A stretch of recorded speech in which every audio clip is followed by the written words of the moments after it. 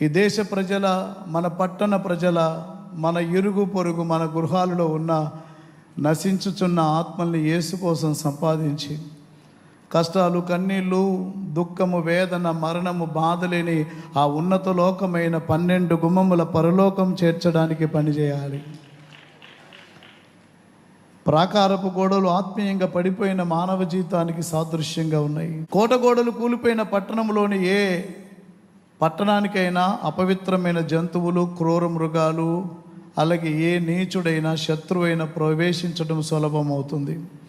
కాపల, క్రమశిక్షణ, జాగరూకత లేని మానవ జీవితాల్లోనికి, హృదయాల్లోనికి సాతాను ప్రభావాలు మరియు లోకంలోని చెడు విషయాలన్నీ ప్రవేశిస్తాయి.